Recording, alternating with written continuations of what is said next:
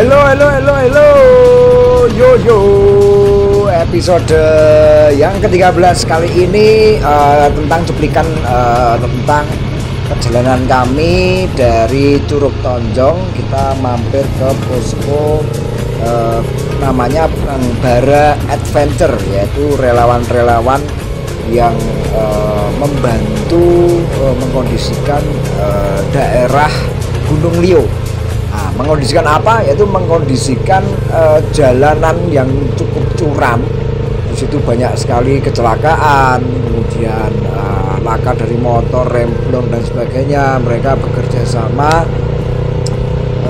sama dinas dari pemerintahan, yaitu BPBD, untuk mengkondisikan jalur dan kesiapan relawan-relawan semua ini sangat luar biasa.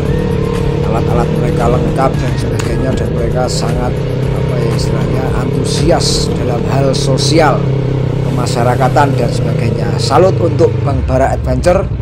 Dan kemudian kami sempat ke posko base campnya Bangbara Adventure. Kami juga sempat menyerahkan sebagai wujud tali kasih kepada teman-teman relawan-relawan ini. Semoga bermanfaat. Tali kasih ini kami berikan dari Yamaha BRM, mewakili Yamaha BRM. Semoga apa yang diharapkan oleh teman-teman relawan, kondisi jalan Gunung Lio terutama menjadi jalan yang aman, kemudian aman terkendali lah, ibaratnya tidak ada laka-laka lantas yang seperti kejadian pada waktu kita melintas, yaitu ada kecelakaan remblong pada satu sepeda motor Matic. Dan kemudian kita tidak lama berkunjung ke mana, basecampnya Bangbara. Itu ada satu mobil juga di arah Majenang. Oke, terima kasih Bangbara Adventure. Semoga kalian sehat selalu, tetap semangat. Salut. Kemudian dari Bangbara Adventure kita lanjut ke arah Kebumen. Arah Kebumen. Dari arah Kebumen ini kita melewati Aji Barang, kemudian Banyumas, kemudian sampai Pantai Ayah. Kemudian nanti kita berhentinya di rencana sih ngecampnya di Pantai Menganti, Kebumen. Oh yes, dari perjalanan panjang berhari-hari kemarin sampai kita hari ini akhirnya dari kemarin pegunungan akhirnya kita menuju ke Pantai Selatan. Oke. Banyak yang tanya, banyak yang message, banyak yang bertanya, Mas Haji, apa bedanya motocamp sama overland? Nah, sama-sama camping loh padahal gitu ya. Oke, ini menurutku loh ya, di episode sebelumnya kan aku udah menyampaikan opiniku tentang overland, bahwa overland itu adalah punya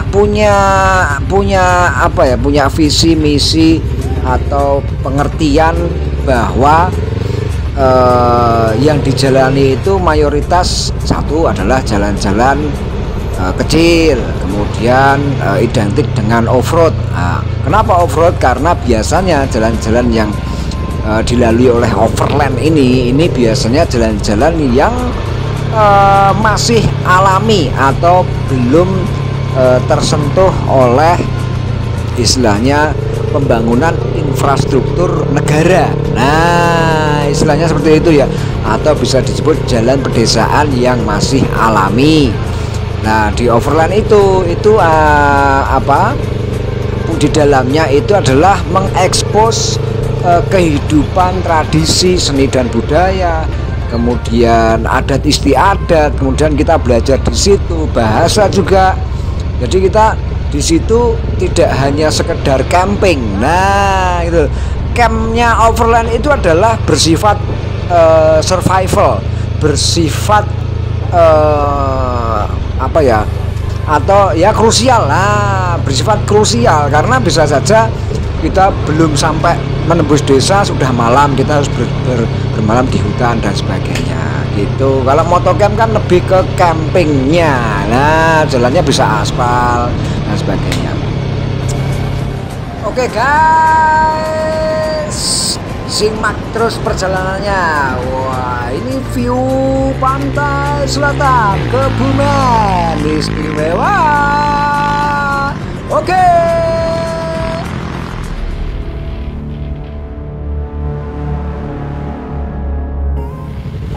Ya, kembali lagi bersama Ardi Evanon dan Vianmo dalam program Yamaha Overland.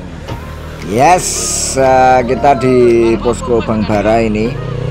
Kemudian kita lanjut dari posko, dari base camp Bang Bara Adventure, kita lanjut meluncur ke arah selatan, yaitu pesisir pantai, melewati pegunungan dulu. Jalurnya cukup luar biasa, panjang sekali. Tanah-tanah gini ya, tanah-tanah gini cukup panjang, dan kita tiba di sini sekitar jam 4-an lah ya, jam 4, sekitar jam 4 sore. Jam 4 sore ya, kita menemukan jalur atau rute tanah single track.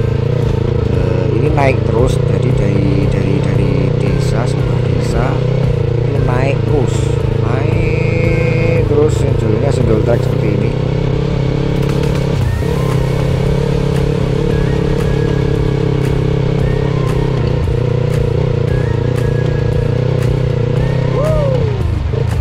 Ya, kita masuk area hutan ya, area hutan perkebunan yang juga ada beberapa yang ditanamin warga, seperti pohon pisang dan sebagainya lah.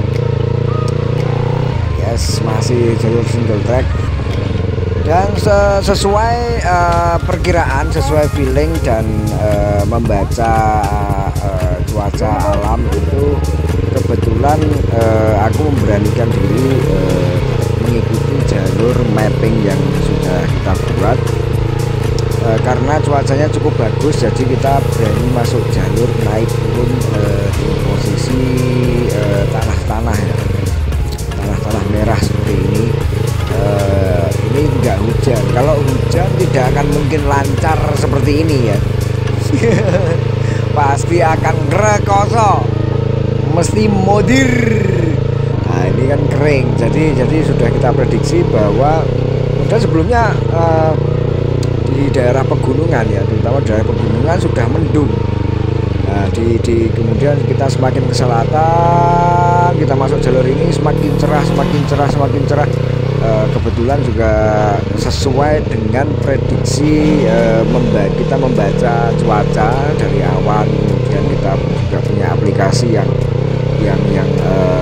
menyebutkan di situ, tertulis bahwa cuaca akan sangat cerah. Kita sampai di savana. Oke, istimewa banget.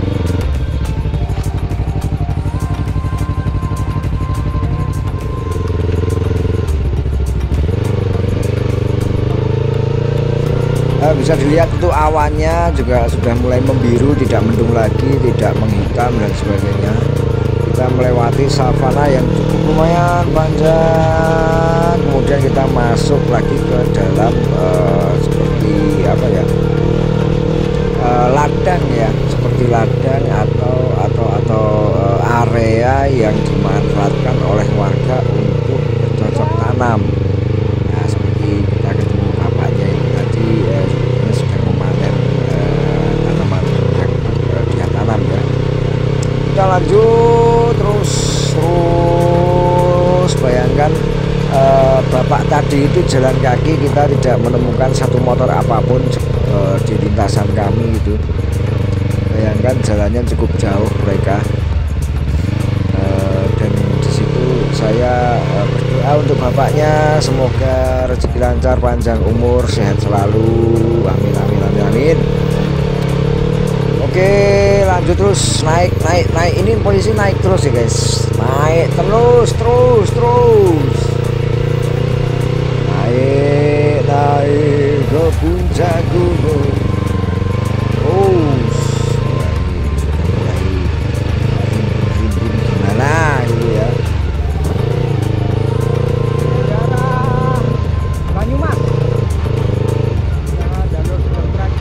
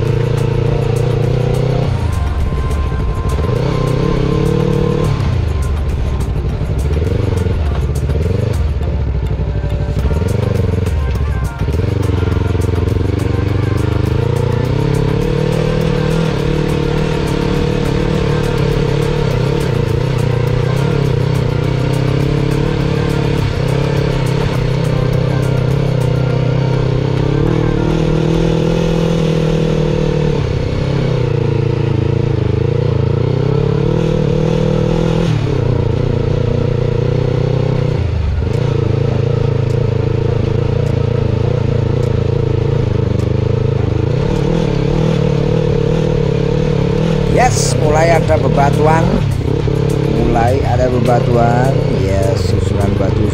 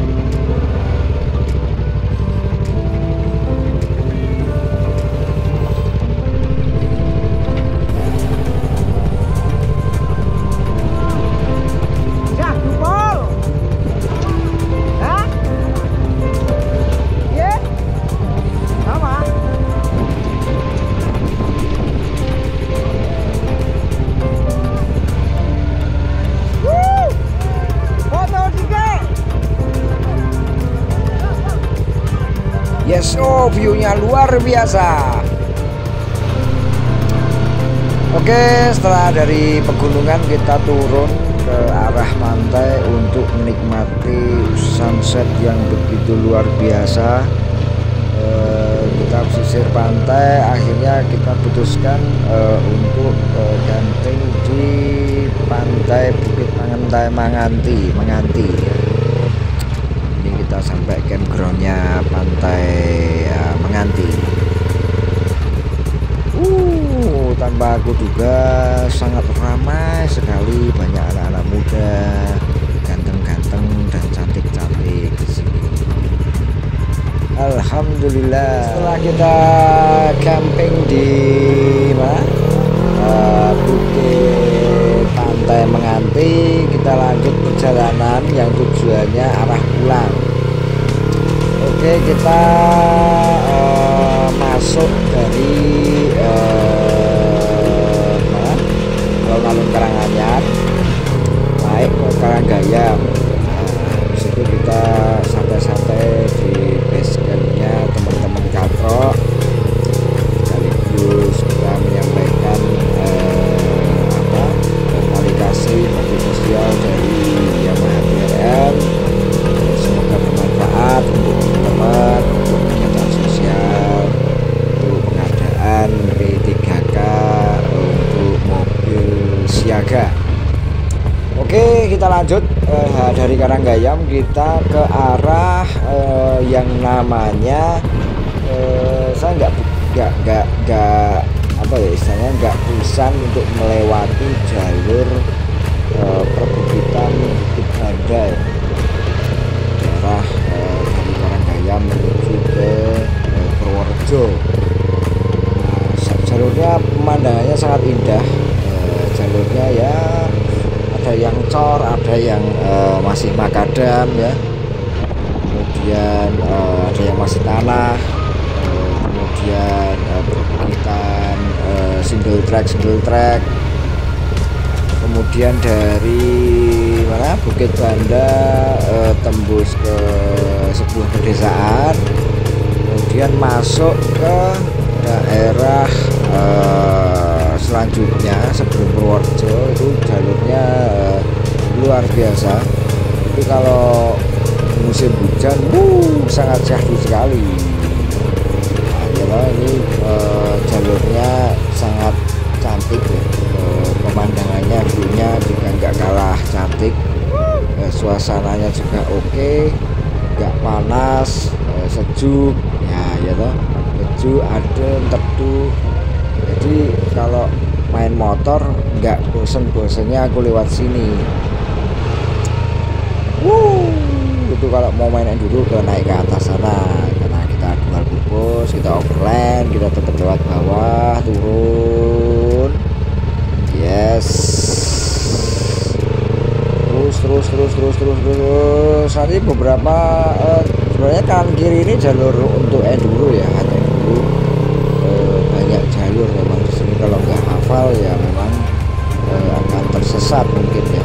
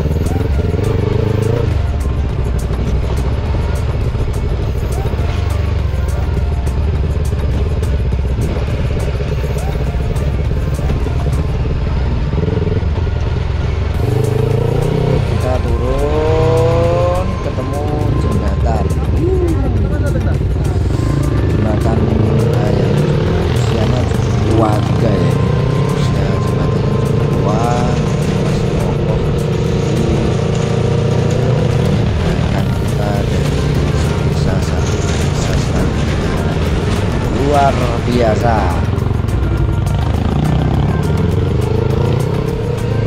Oke, kita masuk di daerah yang namanya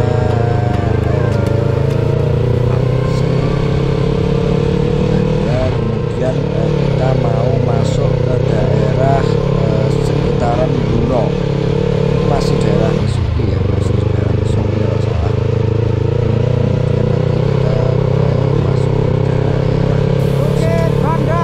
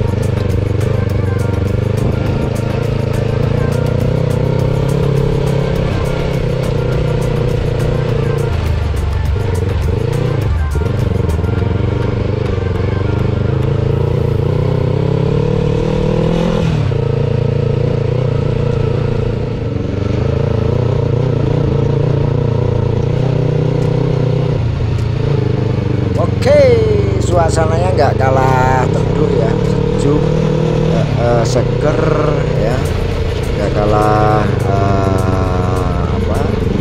cantik, nggak kalah syahdu.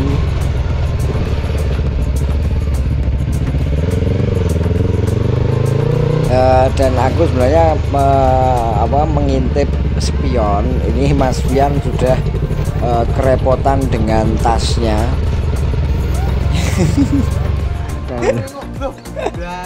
Tuh, sudah KO dia, sudah KO. Awal berangkat bagus. Halo. Awal berangkat masih aspal ya, masih bagus. Kemudian kita masuk jalur di hari pertama. Tadi kompor hilang. Tas Mas Fian langsung sobek.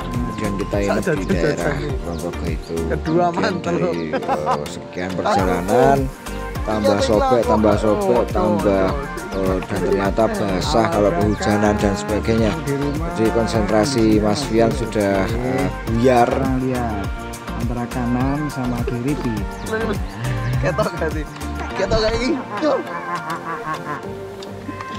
Enggak, Bu. Kondisi penataan tasnya sudah sangat berantakan sekali. Nggih.